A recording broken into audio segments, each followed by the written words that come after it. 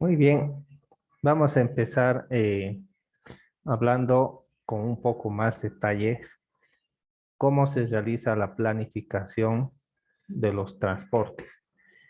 Habíamos visto que dentro de las etapas de la planificación de los transportes son como una cosa de 10 etapas que se tienen que realizar. Esto está muy relacionado al proyecto. Así que estamos haciendo vamos a realizar varias de estas etapas y vamos a explicar con un poco más de detalle en esta clase cada una de ellas. Son como 10 etapas y vamos a hablar la primera etapa que habla sobre la definición de la situación, ¿sí? ¿A qué nos referimos cuando hablamos de la definición de la situación? Aquí en el texto nos explica que implica todas las actividades requeridas para entender la situación que dio lugar a la necesidad percibida de una mejora del transporte. Podríamos utilizar el término llamado antecedentes, ¿sí? Cuando hablamos de los antecedentes, nos estamos refiriendo a cómo es la situación antes de que se generara la necesidad, ¿no? A eso se llaman los antecedentes. Entonces, toda situación siempre ha tenido un punto de partida. Puede que, si hablamos acerca del Valle Alto, bueno, el pueblo con más congestionamiento, Punata, ya el más grande. Si ustedes han visto la feria, que son los días martes, es totalmente congestionado, ya totalmente congestionado, no, no se puede caminar. eh, ¿Y por qué no? Los antecedentes, si hablamos de esto, es de que ha sido una costumbre ya durante muchos años, décadas incluso, de que siempre los días martes se ha realizado la feria. Y la feria resulta ser una de las principales actividades económicas de la región, donde las personas pueden comprar y especialmente vender, comercializar, y resulta una fuente de ingreso importante, eh, tanto para las personas de ahí del lugar, como también para la misma alcaldía, ¿no? El municipio cobra centajes, cobra ciertos impuestos y todos esos impuestos son ingresos, ¿no? Ingresos para la alcaldía. Entonces las ferias por lo general representan un gran movimiento económico. Entonces los antecedentes se refiere a la situación antes, ¿no? Cosas que han ocurrido que han dado lugar a un problema. Entonces es importante entender, ¿no? Todo lo que ha pasado. Algo que también dice que es importante, en esta fase se describen los factores básicos que crearon la situación actual y se delinea el alcance del sistema que se estudiará. Se analiza el sistema actual y se describen sus características, la información sobre los alrededores, su gente, sus hábitos de recorrido puede ser obtenida. Se repasan y se resumen los informes y los estudios anteriores que pueden ser relevantes a la situación actual. Se delinean el alcance del estudio y el dominio del sistema que lo investigará. Entonces es importante conocer los antecedentes. Vamos a ver esta otra etapa que habla sobre el reconocimiento de la necesidad. Eh, Cuando hablamos de este reconocimiento, eh, estamos hablando de un problema, ¿sí? Algo que se puede generar y puede resultar ser en una gran necesidad. Aquí dice que la necesidad puede ser actual y grave. Puede ser congestionamiento vehicular, falta de acceso a una nueva subdivisión o a un centro comercial, una intersección con un elevado índice de accidentes, etcétera, etcétera, etcétera. En el caso del Valle Alto, es de que la feria ha crecido tanto que ha logrado congestionar todo el pueblo. Ya las vías de acceso están tapadas por comerciantes y la feria sigue creciendo. El comercio informal sigue creciendo y creciendo hasta que va a llegar a un punto donde pueda llegar un colapso. Así que puede haber la necesidad de hacer un reordenamiento vehicular y comercial a fin de que todo esto pueda ser subsanado. Entonces, una vez haciendo esto, se puede establecer un plan director de esta región urbana a fin de que se empiece a planificar cómo va a empezar a funcionar el comercio y el transporte, ambos en armonía, a fin de que ni bien también vaya creciendo el comercio y el transporte, pues ambos se vayan equilibrando y vayan creciendo de forma relativa sin interrupción, ¿sí? Sin que uno perjudique al otro. Entonces, para eso es necesario ver el problema, ¿no? Saber cuál es el problema y ver cómo se puede solucionar. Vayamos al punto que habla acerca de las metas. La planificación debe tener una dirección y propósito específico. Es preciso establecer objetivos que representan valores comunales, así como los medios necesarios para lograr esos objetivos. Los objetivos de planificación presentan la dirección en que una sociedad regional, estatal o nacional desea moverse. Todo tiene que tener siempre una finalidad, una meta, un objetivo final, ¿sí? Y ese objetivo tiene que ser lo que se tiene que conseguir. O sea que cualquier cosa que se realice o se haga, tiene que tener un fin y tiene que conseguirse ese fin. Entonces, de esa forma se empieza a trabajar con el objetivo de lograr algo, ¿no? A eso nos referimos con meta, ¿sí? Hablemos acerca de los objetivos. Los objetivos sirven para lograr las metas. Son como pasos que uno da que tienen como resultado la meta, ¿no? Final.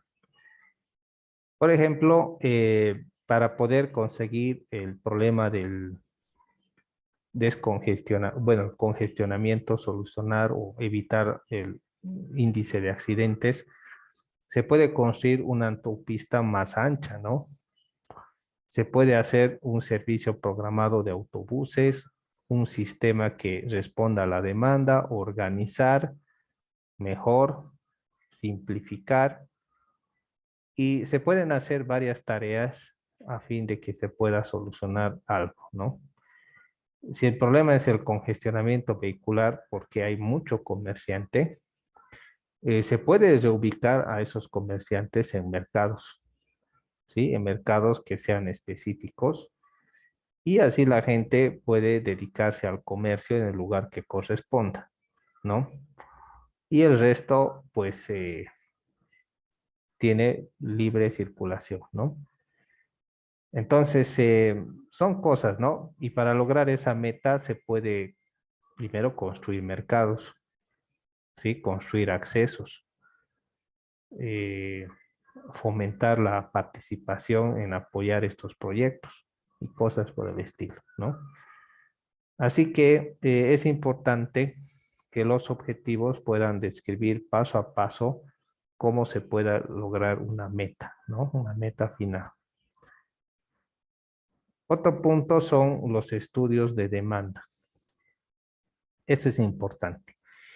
El estudio de la demanda establece un fondo de información a partir del cual se procede a la planificación. Eso significa que no podemos planificar algo si es que no tenemos idea y no sabemos lo que está pasando. Si queremos proponer hacer algo, bueno, en primer lugar tenemos que medir qué es lo que se tiene que hacer y qué cantidad va a ser, qué tamaño, qué frecuencia, qué volumen y demás. Si, por ejemplo, tenemos que construir un tanque, ya un tanque de almacenamiento de agua, ¿qué tamaño va a tener el tanque? ¿Dónde va a estar ubicado? Entonces, para poder responder a esas preguntas, necesitamos información sobre el consumo, la ubicación y otros detalles que nos ayudan a establecer estos parámetros, ¿sí? Entonces, para eso es importante el uso de suelo, eh, ver cómo está, ver cómo anda el asunto de las actividades de las personas, cómo es la industria, el comercio, cómo está el sistema de transporte. Se puede obtener mucha información y con toda esa información se puede ver cómo se aplica la información para poder realizar un estudio y poder diseñar o dimensionar lo que se requiere, ¿sí? También está el asunto de la análisis de la demanda. Cuando hacemos este análisis de la demanda, nos referimos a realizar proyecciones. Entonces, ¿qué son estas proyecciones? Eh, Cuando hablamos de proyección, nos referimos que si tenemos algo acá, ¿cómo va a ser esto o cómo va a ser su comportamiento o cuánto va a crecer en el futuro? Si esto crece a la razón de 1 por día, en 10 años, ¿cuánto va a crecer? Entonces vamos a proyectar una cantidad futura. Cuando hablamos acerca de las proyecciones, decimos que una vez establecida la demanda, el tránsito se distribuye entre las rutas y modalidades existentes, aplicando procedimientos que se explicarán más adelante. La capacidad actual se compara con la demanda actual y se nota el exceso o falta de capacidad. En ese punto se puede tomar en cuenta la elección de modalidades. La demanda del tránsito se proyecta al futuro, ¿no? Noten, al futuro asignan las rutas, se anotan nuevamente los excesos o las deficiencias de capacidad. Entonces, siempre nos concentramos en el futuro y no nos concentramos en el presente. Queremos saber cuánto va a crecer, proyectamos de acuerdo a eso y diseñamos o tomamos decisiones con la cantidad futura que va a haber. Porque si nos concentramos en la cantidad actual, al poco tiempo las circunstancias sobrepasan esa cantidad actual y el proyecto ya queda colapsado. Entonces siempre pensamos en el futuro, hacemos una proyección a fin de que la demanda y la capacidad pueda ser cubierta en su mayoría. Bien, hablemos acerca del diseño de soluciones. Entonces, una vez teniendo todos los estudios correspondientes, se tienen que considerar todas las soluciones posibles, ¿ya? Puede que algunas sean caras, otras sean más económicas, más rápidas, más lentas, más prometedoras o más complicadas. Todo tiene que estar con las soluciones que sean posibles. Se tiene como una especie de abanico donde uno puede elegir la opción que sea más adecuada, ¿sí? Entonces, se tienen que considerar todas las soluciones posibles para desarrollar con más detalle las 2 o 3 que resulten más prometedoras. Entonces siempre va a haber soluciones que sean más factibles. Y cuando hablamos de que esto tiene que estar desarrollado, pues tiene que estar claro algunas cosas, como por ejemplo, cuánto va a costar, beneficios, cosas que van a estar en contra. Entonces, teniendo esa información clara, se puede tomar mejor las decisiones. Bien, evaluación de alternativas. Teniendo varias alternativas y donde está detallado su efectividad, su costo, beneficios, contras y demás, todo esto se tiene que empezar a evaluar, ¿sí? En la evaluación se tiene que considerar la utilidad o efectividad de las soluciones. Es decir, que puede que algunas soluciones se acerquen más a la meta, puede que otras se alejen más. Entonces eso también tiene que estar claro. Algunas soluciones puedan cumplir con los objetivos que lleven a la meta y otras podrían cumplir con menos objetivos y alejarse un poco de la meta. Entonces todo eso tiene que tomarse en cuenta. También hay que ver el asunto de los costos, también del impacto social y el impacto ambiental. Puede que algunos cambios puedan romper con la estructura social. Si hablamos de los pueblos, por decir, Tarata tiene un sistema colonial y hacer una calle de asfalto no parece buena idea en el lugar. Hay que ver el impacto social. O puede que realizar cierta obra tenga cierto impacto ambiental, ¿sí? Tal vez se pretende explotar agregado, pero hay que ver el impacto ambiental que podría tener esto a largo plazo. ¿Hasta cuánto se podría explotar agregado? Porque si se explotara sin parar, podría causar un daño ecológico, ¿sí? Así que eso es lo que se tiene que empezar a analizar y ver. Por último, está la presentación al cuerpo de planificación. Rara vez le corresponde tomar decisiones. Los planes que se recomiendan y las alternativas viables se presentan al correspondiente Consejo de Planificación, Consejo Municipal o Comisión de Autotransporte, Legislatura del Estado y demás, donde ellos empiezan a analizar y tienen que haber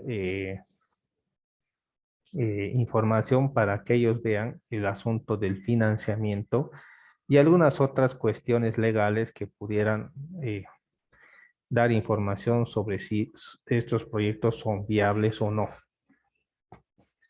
Y finalmente, cuando se consiguen los fondos, todo se licita, se procede a la ejecución del plan. Entonces entra en un proceso de financiamiento, entra en un proceso de cálculo y diseño final, entra en un proceso de preinversión, de licitación pública y finalmente la construcción. Entonces, todo eso implica la planificación, ¿no? Entonces, como ven, no es un proceso que es contrario a la planificación, que es la improvisación. Más bien, cuando hablamos de planificación, estamos hablando de un proceso que se va desarrollando, que tiene lugar a que se puedan cumplir ciertas metas. Y ese proceso va seguido uno después de otro, de tal forma de que todo puede funcionar, ¿no? Adecuadamente.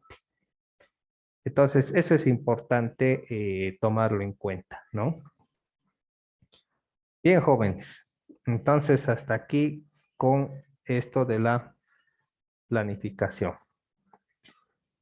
Bien, ya han entrado más. ¿Tienen preguntas sobre su proyecto? Es para el próximo lunes. ¿Algo más que podríamos aclarar sobre el proyecto? Los cuestionarios son para el lunes también, hasta medianoche, jóvenes.